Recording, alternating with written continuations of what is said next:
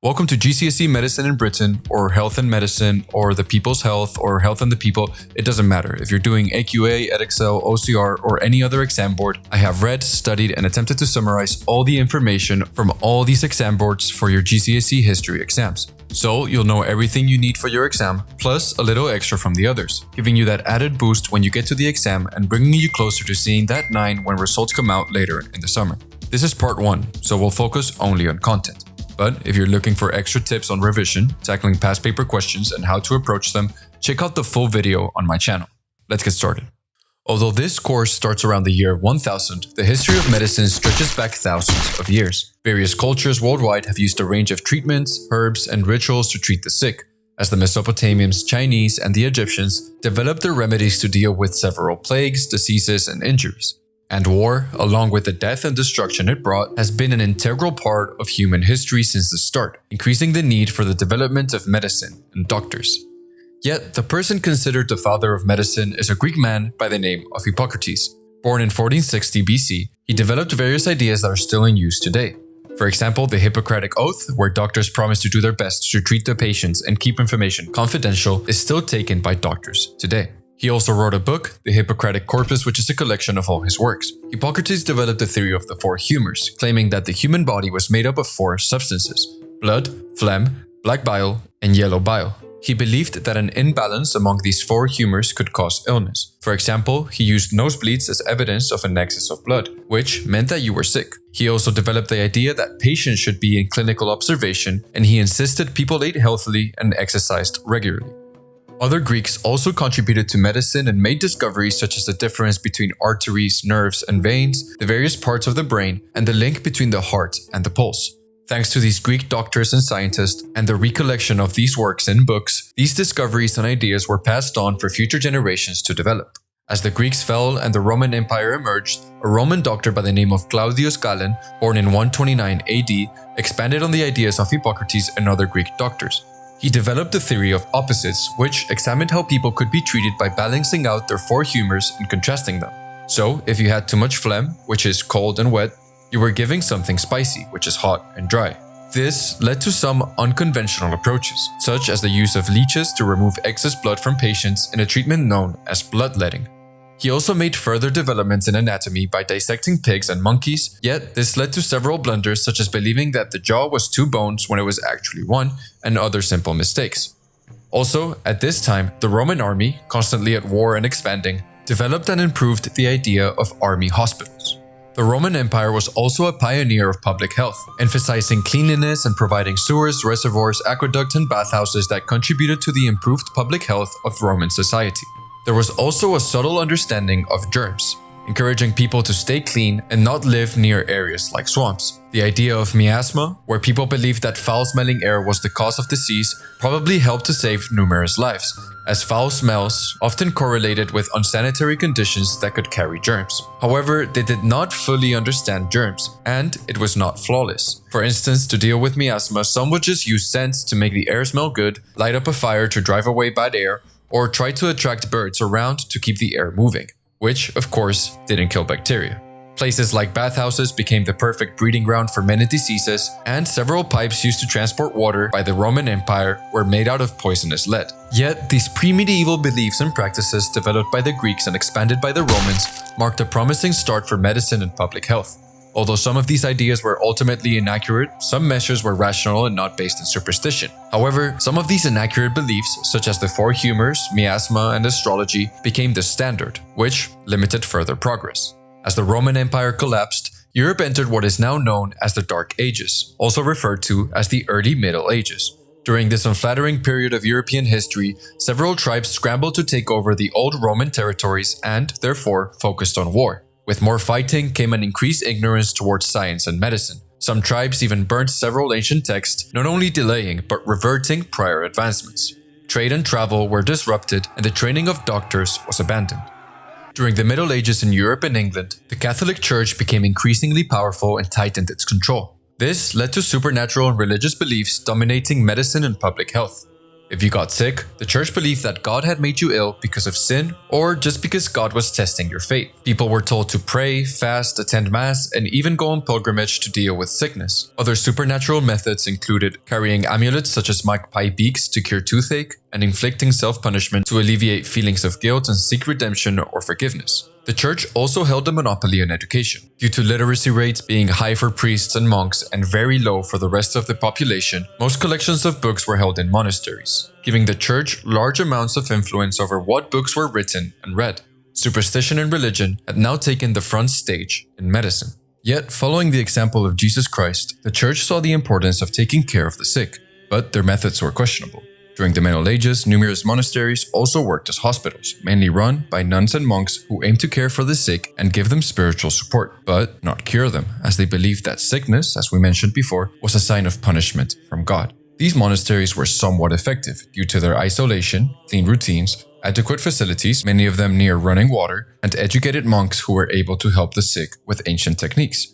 As for public health, England had to rebuild from scratch, as many of the facilities built by the Romans, such as public baths, toilets, fountains, and sewers, were either deliberately destroyed or left to crumble during the Middle Ages. This meant that, due to the lack of organized systems and control over the population, a lot of excrement would be thrown into rivers or, even worse, thrown out the window into the street, which caused water pollution and the spread of disease. Butchers were also a huge problem for public health, as the slaughter of animals in public places and the subsequent waste attracted rats and diseases into town. Butchers also caused diseases due to selling rancid food.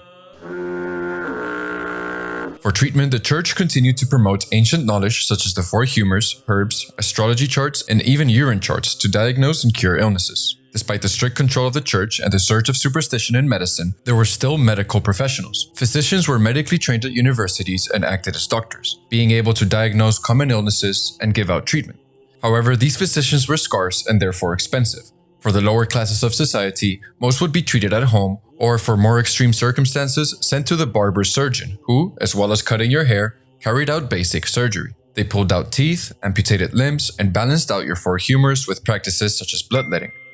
Surgeries became quite common with war, and many barber surgeons and physicians had the chance to practice and learn. For example, this diagram, labeled the wounded man, gave advice and was used to identify and deal with different wounds. These procedures were done without any painkillers or limited anesthetics, and other questionable techniques such as cauterization, which involved heating a piece of iron and pressing it into a wound to close it, and trepanning, which consisted of drilling a hole in the top of someone's skull to allow bad spirits to escape the body, made surgery incredibly painful, grotesque, and of high risk. Still, during the Middle Ages, surgery gradually progressed in Europe thanks to some key figures. The Italian surgeon Hugh of Lucca and his son Theodoric of Lucca questioned the ideas of Galen that pus in a wound was a good sign, and suggested that adding wine to wounds would help clean them. Another Italian, Mondino di Luzzi, despite harsh rules against dissections of human bodies by the church, led a new interest in anatomy to learn how the body functioned. In England, John of Arderne set up the Guild of Surgeons in London in 1368, and another surgeon, John Bradmore, became famous after curing Henry IV's son, who was shot in the face with an arrow, by inventing his own instrument. Although all these doctors and surgeons benefited in advanced medical treatment and surgery in the Middle Ages in Western Europe, further east, medical knowledge and practice thrived in cities such as Baghdad, Cairo, and Isfahan.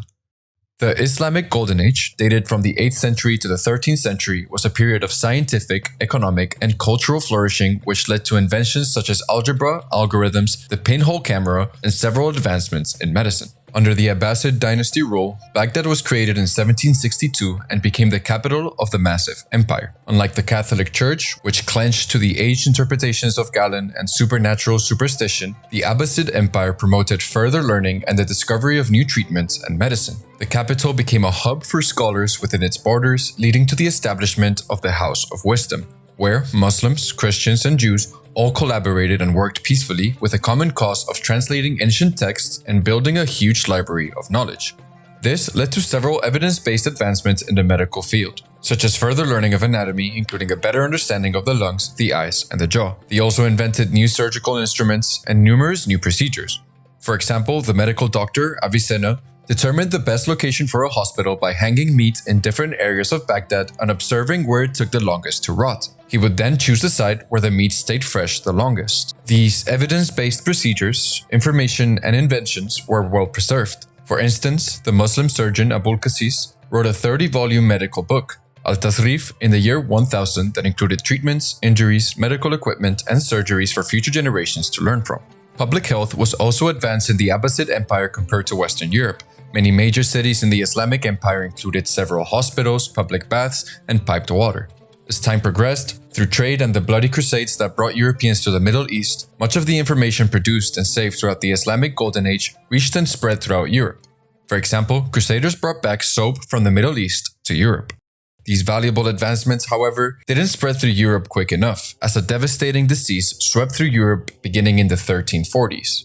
Starting in China and spread by rats and fleas, the Black Death, an incredibly contagious epidemic disease, which was probably a combination of the bubonic and pneumonic plagues, began to spread throughout the European continent, arriving in England probably brought by a rat arriving in a ship in 1348. There were various interpretations of the causes of the disease. Many believed, particularly promoted by the church, that it was divine punishment for human sins, while others blamed the movements of the planet. Some thought the disease was spreading by foul-smell air or miasma, and others turned to the traditional scapegoat, the Jews, accusing them of poisoning the wells.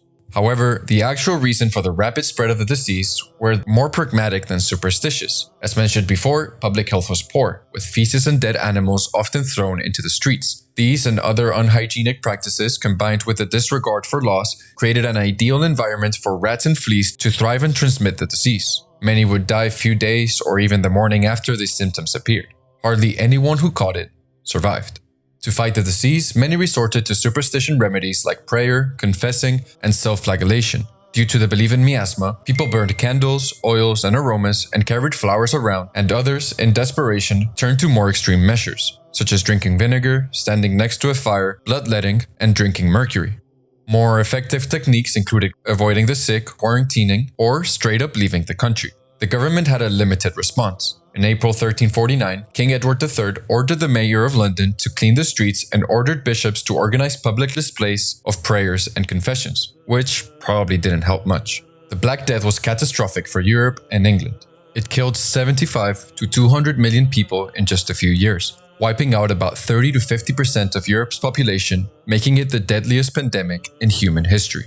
After the Black Death, which didn't actually go away, persisting through minor outbreaks and returning in a major way in the Great Plague of 1665, significant societal changes followed. Whole villages had been wiped out, and half of the population in major cities had perished. There was a severe lack of labor, and the people who survived demanded higher wages. This led to discontent within the population, leading to the Peasant Revolt of 1381.